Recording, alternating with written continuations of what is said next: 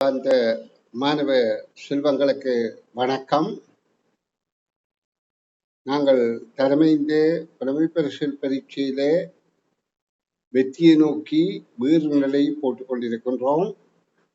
நிச்சயமாக உங்களுடைய முயற்சிகளுக்கு சிறந்த பெறுபேறு கிடைக்கும். ஏனென்றால் நீங்கள் பாடசாலைகளில் படிக்கிறீர்கள், உங்களுடைய சுய முயற்சியாளி படிக்கிறீர்கள். பெற்றோர்கள் மிக முக்கியமாக உங்களுக்கு கற்பிக்கிறார்கள் என்றுதான் சொல்ல வேண்டும். ஏனென்றால் உங்களுடைய பெற்றோர் உங்களை நல்ல வழியிலே வழி நடத்துகிறபடியால் தான் நீங்கள் இந்த வகுப்பிலே மிக உற்சாகமாக பங்கு பெற்றீர்கள். இது ஏன் நான் சொல்கின்றேன் என்றால், பெற்றோர் நிச்சயமாக உங்களுக்கு பங்களிப்பு செய்கின்ற பட்சத்தில் தான் சிறந்த பல்வேறு நிச்சயம் என்பதை நீங்கள் உணர்ந்து கொள்ள வேண்டும் என்பதற்காக, பெற்றோர் அறிந்து கொள்ள வேண்டும் என்பதற்காக.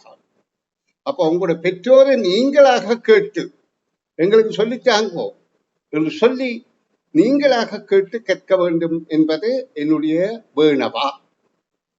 ஏனென்றால் இப்ப நவீன கற்பித்தல் யுகத்தில நாங்கள் இந்த யூடியூப் சேனல்ல உள்ள வீடியோக்களை பார்த்து கூடி நிறைய படிக்கலாம்.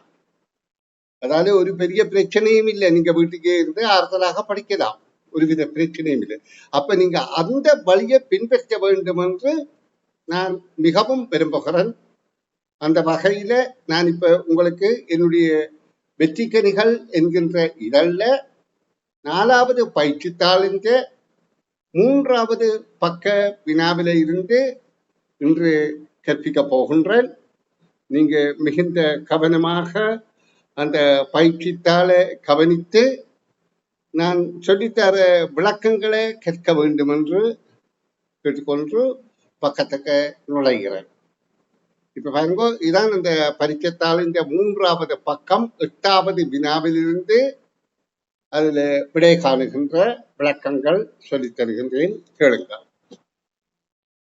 உருவில் ABC எனும் 3 வகை பொருட்களின் நிறைகளை அளக்கின்ற 3 சந்தர்ப்பங்கள் தரப்பட்டுள்ளன.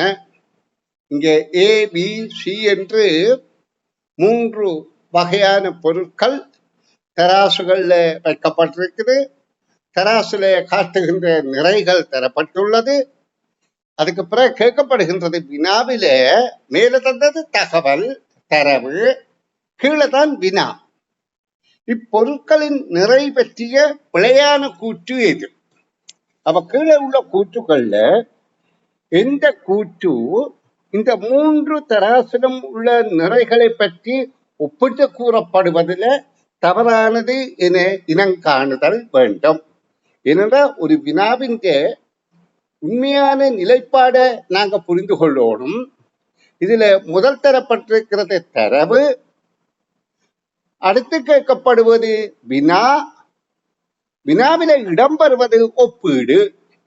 சரி பாருங்கோ, முதலாவது விடையாக தரப்பட்டிருக்குது BC. அந்த கேள்வியை நல்லா கவனிப்பதன் மூலம்தான் நீங்க கேள்விக்கு விடை காணும் விளக்கத்தை இலகுவில புரிந்து விடையளிக்க கூடியதாக இருக்கும். இப்பொருட்களின் நிறைவேற்றிய பிழையான கூற்று யாது என்பதுதான் கேள்வி. BCயின் நிறைகள் Aயின் நிறைக்கு சமனாகும். அப்ப இங்க பிழையான கூற்றத்தை நாங்க விடையை தெரிவு செய்வோம். அப்ப இந்த கூற்றை பார்ப்போம். BCயின் நிறைகள் Bயில இங்க 6 கிலோகிராம் 600 கிராம் என்று சொல்லப்பட்டிருக்கிறது.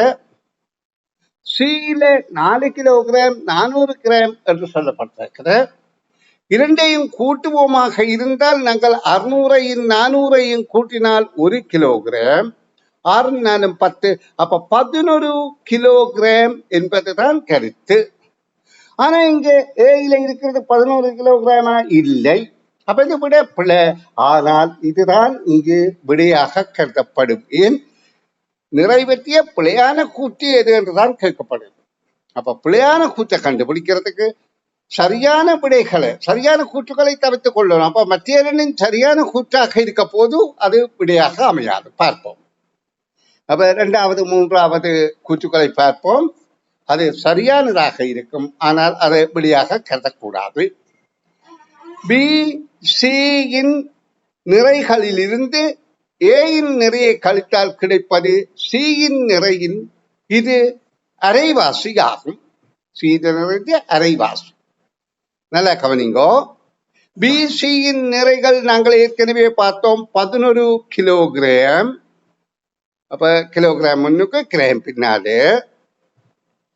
அதிலிருந்து ஏயின் நிறைய கழித்தால், அதாவது 8 கிலோகிராம் 800 கிராம கழிப்போமாக இருந்தால் கிராமில 200 வரும். ஒன்று கடன் எடுக்கப்பட்டது. அப்ப 2 கிலோகிராம் 200 கிராம் 2 கிலோகிராம் 200 கிராம் என்பது 4 கிலோகிராம் 400 கிராமின் அரைவாசி என்பது சரியான கூற்றான வழியாக அமையாது. அப்ப அடுத்ததை பார்ப்போம். ஏசியின் நிறைகள், ஏயினதும் சியினதும் நிறைகள் பியின் நிறையின் 2 மடங்கு ஆகும்.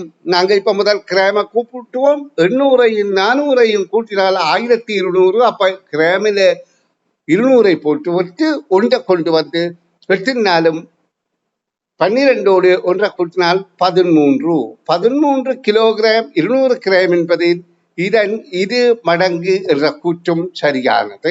அப்ப பிழையான கூற்றான முதலாவது விடைதான் இங்கே தெரிவு செய்கின்றோம். இப்ப இது என்னால் ஆக்கப்பட்ட பயிற்சி நூலின் வினாக்கள்ல விடைகாணும் விளக்கங்கள். இந்த பயிற்சி நூல் எதற்காக தயாரிக்கப்பட்டது என்று சொன்னால், பிள்ளைகளின் ஆளுந்திறன், அதாவது வினாக்களுக்கு வாசித்து விளங்கி விடை காணுகின்ற திறனை விருத்தி செய்வதற்காக தயாரிக்கப்பட்டது. அப்ப அதை நன்றாக உன்னிப்பாக அவதானித்து நீங்கள் விடைகளை காண பயிற்சி பெறுங்கள். இனி நாங்கள் 9வது வினாவை பார்வையிடுவோம். 6 வகை கணிப்புகள் ஏயிலிருந்து எப்பருகிலான 6 அடைப்புகளில் தரப்பட்டுள்ளன. இங்க 6 வகை கணிப்பு இருக்குது. அப்ப அந்த கணிப்புகள்ல வினா கேட்கப்படுது. கிடைக்கும் பெருமானங்கள் இறங்கு வரிசையில் அமைந்த விடையாது. அப்ப நாங்கள் ஒவ்வொரு கணிப்புக்கும் பெறுபேற, அதாவது கணிப்பின் விடைய அந்த தாளில் எழுதணும். நாங்கள் பரீட்சை செய்கிற தாளில் எழுதக்கூடாது. பாடசாலையில நீங்க பரீட்சை செய்கிற போது என்றா என்ன, பரீட்சை மண்டபத்துல பரீட்சை செய்ய போறது என்றா என்ன, பயிற்சி பரீட்சையாக இருந்தா என்ன, இறுதி பரீட்சையாக இருந்தா என்ன, உங்களுக்கு செய்ய வேலைத்தாள் என்ன நீங்க வைத்திருக்க வேண்டியது அவசியம். ஏன் பழக வேணும் அப்படி. அப்ப இந்த கணிப்புகளை இந்த செய்க வேலைத்தாள் நீங்க எழுதுவீர்களா இருந்தால், இப்ப கணிப்புகளை பாருங்க. 3 தர 3 9, 7ல் 4 போனால் 3, 4 தர 3 12, 2 சக 2 4, 30 2ஆல் வகுத்தால் 15, 9ல் 3 போனால் 6. அப்ப இப்ப எங்களுக்கு ஏறுவரிசைப்படுத்துறது இலகுவாக இருக்கும். இதுல குறைந்தது 3. அப்ப இந்த விடைகள்ல பியில ஆரம்பிக்கிற விடையை பார்ப்போம். அதாவது கிடைக்கும் இறங்கு வரிசையில். அப்ப கூடியதைத்தான் போடணும். அப்ப கூடியது என்பது இங்கே 15.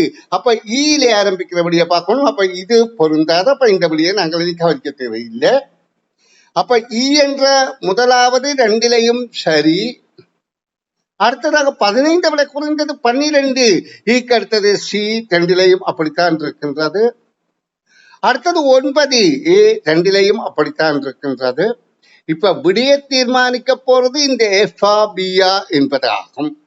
9ஐ விட குறைந்தது 3 அல்லது 6 என்றால் 6 என்பது என்பதால இதுதான் பொருத்தமான விடையாக இருக்கின்றது. இதுவும் தவறாகி விட்டது. நாங்கள் பரீட்சைக்கு விடையளிக்க மிகுந்த கவனத்தோட முக்கியத்துவம் கொடுத்து பயிற்சிகளை செய்து பழகி அந்த பழக்கத்தோட பரீட்சைக்கு விடையளித்து வந்தால் நிச்சயமாக சிறந்த பெறுபேறு கிடைக்கும். இது ஒரு கஷ்டமான காரியம் அல்ல. நீங்கள் விரும்பி விடையளிக்க வேண்டும் என்றது முக்கியத்துவமானது. இனி நாங்கள் 10வது வினாவை பார்வையிட போகின்றோம். 10வது வினால ஒரு வாக்கிய கோவை, ஒரு பந்தியல்ல, ஒரு வாக்கிய கோவை கவிதை போல இருக்கின்றது. அன்புள்ள மனிதா, என்னை நீ தேடுகின்றாய், நான் கிடைக்கவில்லை என்று ஏங்குகின்றாய். நான் உன்னில்தான் இருக்கின்றேன். இன்னும் கொஞ்சம் திரும்பிப்பார். இந்த பாடலின் கருத்து மிகச் சரியாக பொருந்துவது, இந்த பாடலில் சொல்லப்பட்ட கருத்து மிக சரியாக பொருந்துவது எதற்கு என்று பார்க்கிற பட்சத்துல, பணத்துக்கா, உணவுக்கா, அமைதிக்கா? நீ என்னை தேடுகின்றாய், நான் கிடைக்கவில்லை என்று ஏங்குகின்றாய், நான் உன்னுள் தான் இருக்கின்றேன், உனக்குள்ளதான் இருக்கிறேன். உனக்குள்ள பணம் இருக்குமா? இருக்காது. உனக்குள்ள உணவு இருக்கின்றதான உணவை நீ தேடவில்லை. உனது வாய்க்குள்ள போன உணவை நீ தேட வேண்டிய அவசியமே இல்லை. அதையே நீ திரும்பி வர போறது இல்லை. அப்போ உனது மனதுக்கு இருக்கிறது உன்னுடைய எண்ணங்களான அமைதி. அப்ப அமைதிக்கு என்பது பொருத்தமான வழியாக இருக்கின்றது. இது நாங்கள் 11வது வினாவுக்கு விடை காணும் விளக்கத்தை பார்ப்போம். ஒரு வீட்டினை 4 கட்டங்களில் அமைப்பதற்கு திட்டமிடப்பட்டது. அப்ப இதுல இந்த பிள்ளைகள் அநேகமாக இதில் என்ன தவறு வருகிறது என்றால் 4 கட்டடங்கள் என்று நினைக்கின்றன. இது கட்டங்கள். கட்டம் என்றால் ஒவ்வொரு கட்டம், கட்டடம் அல்ல. கட்டடம் என்றால் ஒவ்வொரு கட்டிடம். இது 4 கட்டங்கள். அப்போ ஒரு வீட்டினை 4 கட்டங்கள்ல அமைப்பதற்கு திட்டமிடப்பட்டுள்ளது. அப்ப நாங்க 4 கட்டம் என்றால் இப்படியாக போடலாம். இப்படி 5 கோடுகளை போடுவோமாக இருந்தால், முதற் கட்டம் இது, 2ஆம் கட்டம் இது, 3ஆம் கட்டம் இது, 4ஆம் கட்டம் இது என்ற மாதிரி நாங்க கற்பனை பண்ணலாம். இதை நான் இப்படி போட்டிருப்பேன் என்றால் நீங்க கட்டிடம் மேல மேல போற கட்டிடமாக கருதி விடுவீர்கள் என்பதற்குத்தான் நிழல் கோடாக காட்டுறேன். அப்ப இந்த 4 கட்டங்கள்ல ஒரு வீட்டினை கட்ட திட்டமிடப்பட்டது. முதற்கட்ட வேலையை செய்வதற்கு எடுக்கும் காலத்தின் அரைவாசி காலம் 2ஆம் கட்ட வேலைகளை செய்வதற்கு செலவாகும். முதற்கட்ட வேலைகளை செய்வதற்கு எடுக்கும் காலத்தின் அரைவாசி காலம் 2ஆம் கட்ட வேலைக்கு செலவாகும். அப்ப முதல் எடுக்கிறது எக்ஸாக இருந்தால் 2ஆம் கட்டம் 2 எக்ஸாக இருக்கும். இருமடக்க காலம். முதலிரு கட்ட வேலைகளை செய்வதற்கு செலவாகும் காலத்தின் 2 மடங்கு. அப்ப இது 2யும் 2 மடங்கு என்றால் 3 2 மடங்கு என்றால் 6x. 2 மடங்கு காலம் மிகுதி 2 கட்ட வேலைகளுக்கும். அப்ப இது முதலாம் கட்டம், இது 2ஆம் கட்டம், இது 3 நாளுக்கு மொத்தம் 6 கட்டம். 3 நாளுக்கு 6 கட்ட 6x என்று சொல்லப்படுகின்றது. செலவாகும் என தீர்மானிக்கப்பட்டது. அவ்வீட்டை அமைக்கும் முதலிரு கட்டங்களும் 2020ஆம் ஆண்டின் இறுதியில் பூர்த்தியாக்கப்பட்டது. இந்த கட்ட வேலைகள் 2020 இறுதியில முடிந்து விட்டது. இறுதி. அப்ப இனி இருக்க போறது 2021 இருந்து இந்த இவ்வீட்டின் திட்டமிடப்பட்டபடி அமைக்கும் பணிகள் எந்த ஆண்டில் பூர்த்தியாகும் என்றால் 2000 6 கூட்டணும். அப்ப 2021, 2022, 2023, 2024, 2025, 2026 வரையிலான 6 வருடங்கள். 2, 4, 6 வருடங்கள். அப்ப 2026 என்பது கேள்விக்கான விடை ஆகும். இனி நாங்கள் 12வது வினாவை பார்வையிடுவோம். மனிதன் உயிர் வாழ்வதற்கு சுவாசம் இடம்பெற வேண்டும். சுவாசிப்பதற்கு சுத்தமான காற்று மிகவும் உகந்தது. பகல் வேளைகளில் தாவரங்கள் வெளிவிடும் காற்று மிகவும் சுத்தமானது ஆகும். மேலே தரப்பட்ட கூற்றுகளினால் உணர்த்தப்படுவது யார்? அப்ப தரப்பட்ட கூற்றுக்களை நன்றாக புரிந்து கொள்ளணும். மனிதன் உயிர் வாழ வேண்டும் என்றால் சுவாசிக்க வேண்டும். ஏனென்றால் மனிதனுக்கு உணவு நீருக்கு விட முக்கியமானது சுவாசம். சுவாசம் இல்லைன்னா ஒரு குறுகிய நேரத்திலே உயிர் போயிடும். அப்ப மனிதனுக்கு மிக முக்கியமானது சுவாசம். அந்த சுவாசிப்பதற்கு சுத்தமான காற்று மிக உகந்தது. அதாவது அந்த சுவாசம் நடைபெற வேண்டும், அது ஆரோக்கியமா இருக்கணும் என்று சொன்னால் சுத்தமான காற்றாக இருக்க வேண்டும். அது எங்க சுத்தமான காற்று?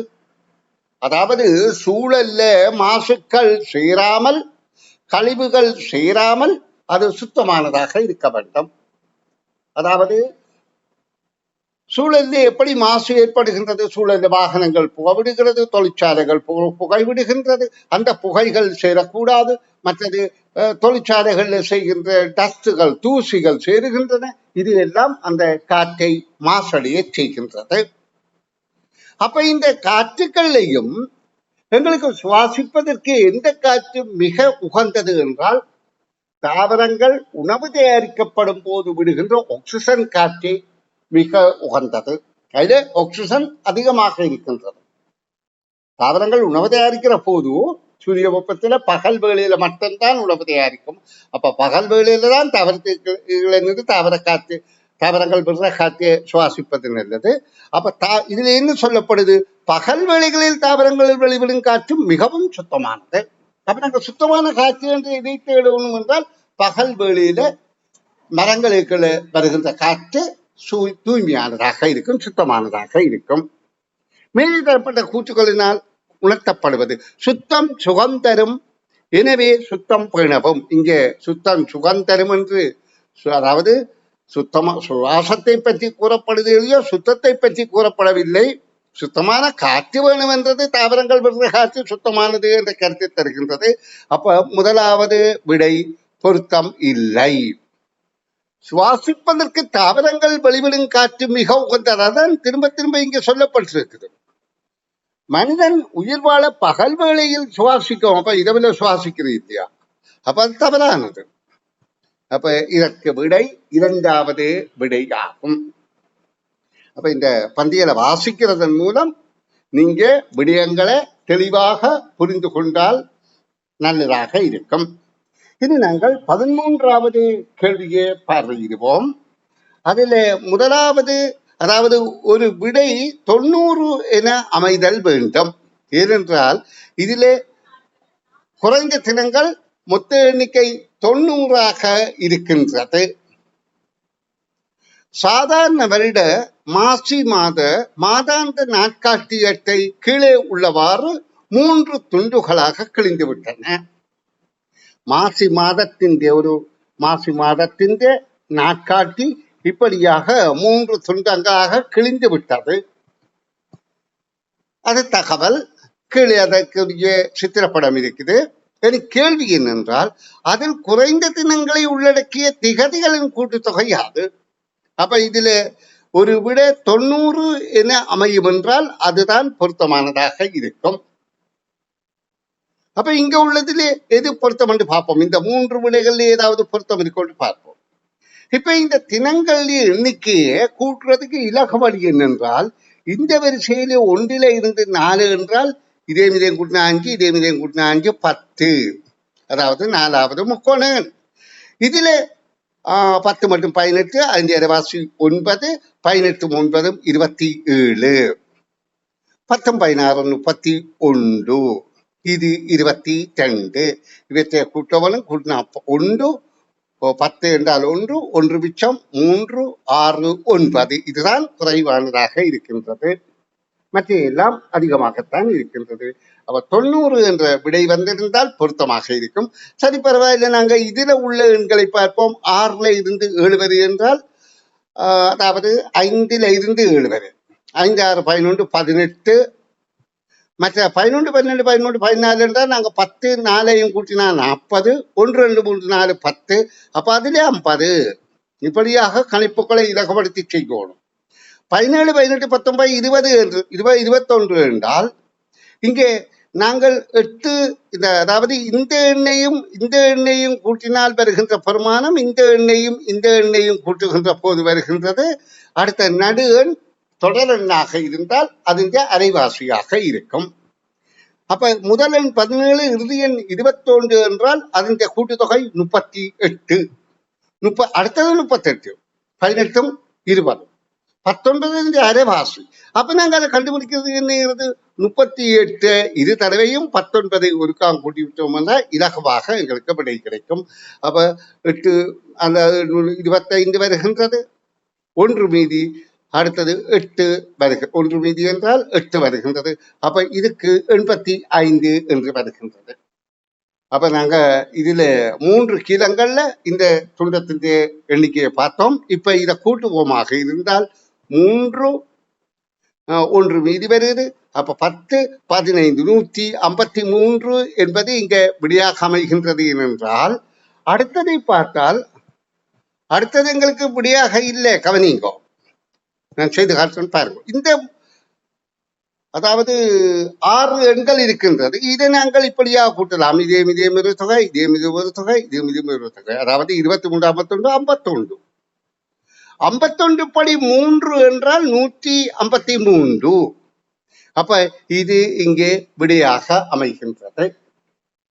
அப்ப நாங்க இதை மிகுந்த கவனமாக செய்கின்ற போது ஏனென்றால் ഇതിന്റെ கூட்டுத்தொகை 163 வந்தது. அப்ப இது 153. வேற விடிகள் இதுல பொருத்தம் இல்லாதபடியால் நாங்க இந்த 153 விடையாக கருதலாம். நன்றி.